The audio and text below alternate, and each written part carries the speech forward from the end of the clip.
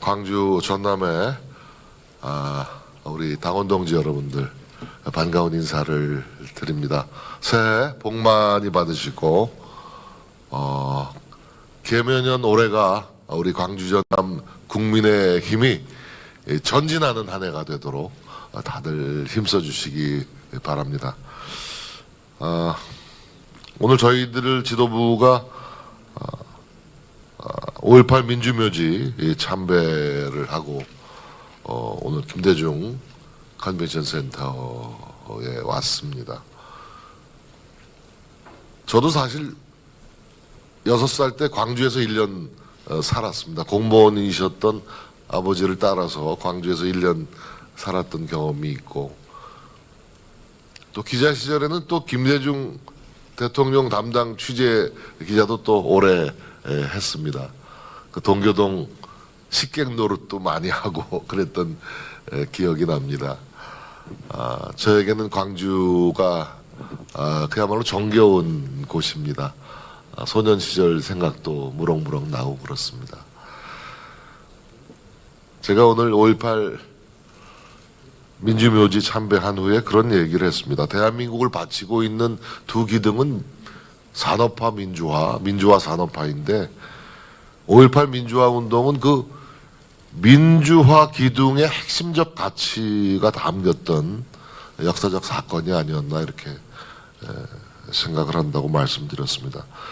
제가 20살 대학 시절에 이제 5.18 민주화 운동 소식을 들었는데 그때 저는 광주 시민들이 그냥 정의감으로 정말 인간애로 일어나셨구나 이렇게만 생각을 했는데 그 이후 이 비극적인 사건의 전모를 알게 되었을 때 사실 스스로 부끄러움도 많이 느꼈고 가슴에서 어떤 뜨거운 것이 올라오는 것도 느꼈습니다.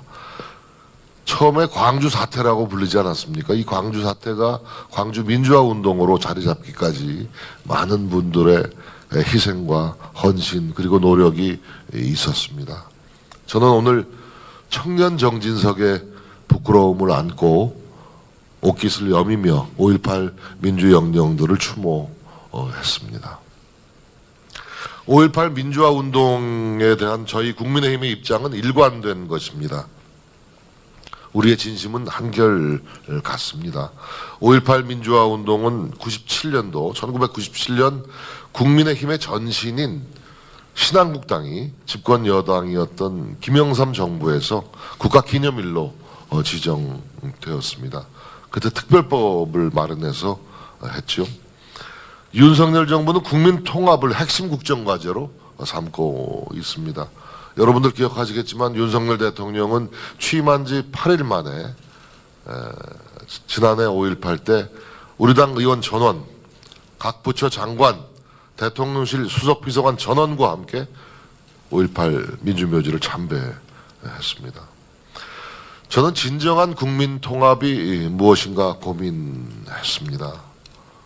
먼저 5.18 민주영령들이 이루고자 했던 민주주의의 숭고한 뜻을 계승해야 한다고 생각합니다. 이 민주주의를 바탕으로 새로운 가치를 만들어 나가야 합니다. 오늘날 대한민국은 지방 소멸을 걱정하고 있습니다. 최근 5년간 광주 지역 7개 대학에서 27개 학과가 폐과되었다고 합니다. 지난해 1년 동안 광주 전남 인구가 2만 6천 명이 줄었습니다.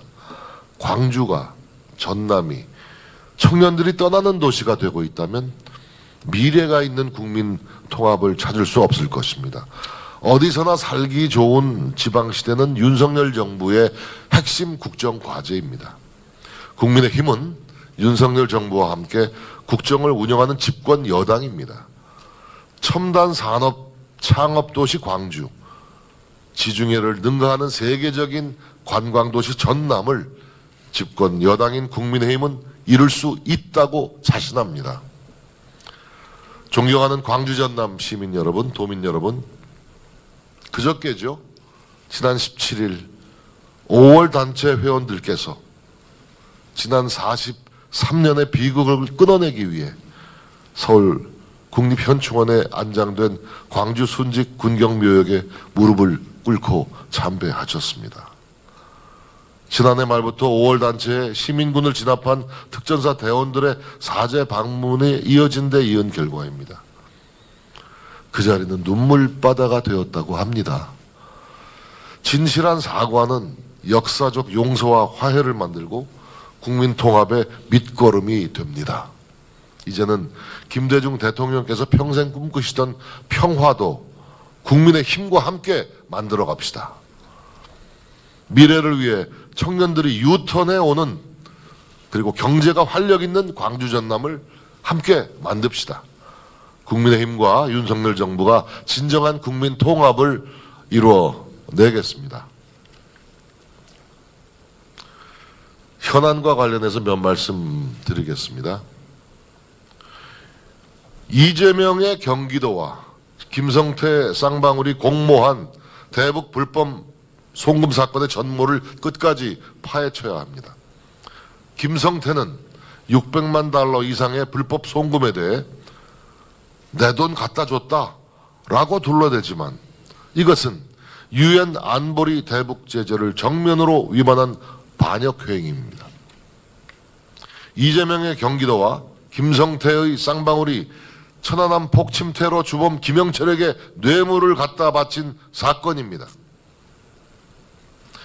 미국 대통령 후보가 오사마 빈 라덴에게 비자금을 대준 것과 마찬가지의 범죄입니다. 현행법상으로 여적죄에 해당합니다. 검찰이 쌍방울 김성태 전 회장에 대해 구속영장을 청구하면서 불법 대북 송금 혐의를 추가했습니다. 이재명 경기지사의 또 다른 최측근 이화영 경기도 평화부지사는 2018년 10월 북한을 2차례 방문한 후 북한 고위 관계자와 6개 사업에 합의했다고 발표했습니다. 6개 사업은 황해도 지역 스마트팜 조성, 옥류관 경기도 유치, 국경 전염병 등 보건위생사업 협력이었습니다. 모두 막대한 예산이 드는 사업이었고 북한과의 금전 거래는 유엔 안보리의 대북 제재에 의해 원천적으로 불가능한 사업 시점이었습니다. 당시 북한은 안보리 대북 제재 결의 2375호, 2397호 등 2중 3중의 유엔 제재를 받고 있었습니다. 민주당이 대다수를 차지한 경기도 의회조차 이화영이 합의했다는 6개 대북 사업의 불법성을 지적하면서 예산을 편성해 주지 않았습니다. 민주당 도의회에서도 예산을 편성해 주지 않았던 것입니다. 이재명이 경기도가 해결사로 등장시킨 인물이 바로 김성태 쌍방울 회장입니다.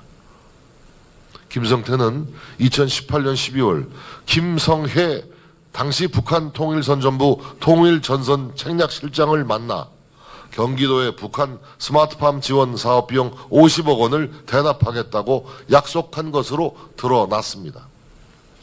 김성태는 2019년 1월에만 쌍방울 임직원을 동원해 쪼개기 송금으로 150만 달러를 북측에 전달했습니다. 검찰은 쌍방울이 북한에 건넨 금액을 총 640만 달러, 당시 환율로 72억 원으로 추정하고 있습니다. 김성태는 김영철 북한 조선아시아 태평양 위원장 등에게 거액의 달러를 전달한 혐의도 받고 있습니다. 김영철이 누구입니까? 천안함 폭침 사건의 주범인 그 통일전선 부장입니다. 문재인 정권 5년간 민간 대북 송금 승인 건수는 0건입니다. 왜 김성태가 쌍방울 임직원들을 마구 동원해서 외환관리법을 위반해 가면서까지 이재명 경기도의 대북 사업에 죽기 살기로 달려들었겠습니까? 북한의 광물자원 개발 우선권을 얻기 위해서 그랬다는 이야기가 돌지만 유엔 대북 제재로 북한 광물자원 개발은 그림의 떡이었다는 것 누구도 다 아는 사실이었습니다.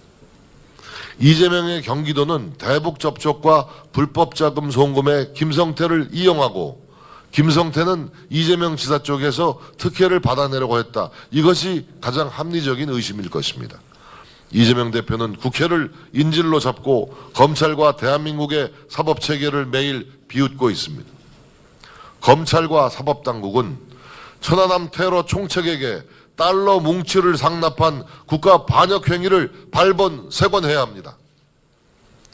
지방 권력의 토착 비리와는 차원이 다른 이 반역 행위를 국민들은 용납하지 않을 것입니다. 간첩단 관련 사건에 대해서 몇 말씀 드리겠습니다.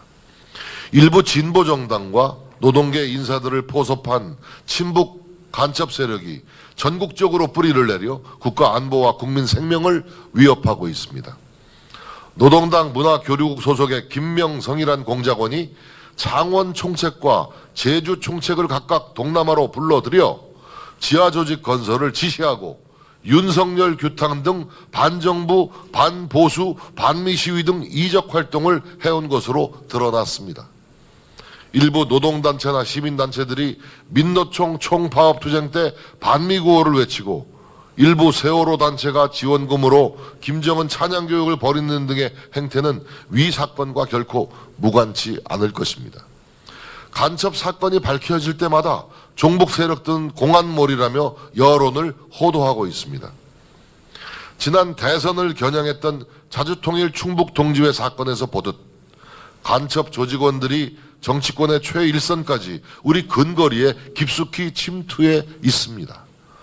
자유민주연구원 통계에 따르면 2011년부터 2016년까지 간첩 적발 건수는 모두 26건으로 연간 4건 이상이었지만 문재인 정부 시절인 2017년부터 2020년에는 총 3건에 그쳤고 그 3건마저도 박근혜 정부 시절에 인지해서 수사 중이던 사건들이었습니다. 문재인 정권이 국정원 개혁이란 구실 아래 국정원의 대공수사권을 폐지했습니다. 국정원의 대공수사 역량은 바닥으로 추락했습니다.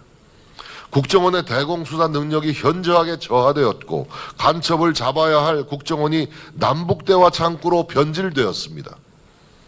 문재인 정권과 민주당의 국정원법 개정안에 따라 내년 1월부터 국정원의 대공수사권이 경찰로 이관되도록 되어 있습니다. 경찰은 숙련된 간첩수사 경험도 해외 방첩망도 모자란 것이 사실입니다. 수십 년간 축적된 간첩수사 노하우를 가진 국정원의 손발이 묶이면 가장 좋아하는 사람은 누구일까요? 김정은은 핵탄두를 기하급수적으로 늘려 언제든지 전술 핵무기로 한반도의 남쪽을 타격하겠다고 호언하고 있습니다. 간첩단을 우리 사회 곳곳에 침투시켜 내전을 부추기려고 혈안입니다. 이번 기회에 대공수사 역량을 총동원하여 사건의 전모를 낱낱이 밝혀내고 사회 곳곳에 은닉하고 있는 간첩 세력들을 발본색원해야 합니다. 일상화된 북한의 도발 속에서 무뎌진 대북 안보 경각심을 잃지 말아야 합니다. 두 눈 부릅뜨고 국가 안보와 국민 생명을 지키는 최후의 보루, 최후의 조직은 있어야 합니다. 그 조직이 바로 국정원입니다.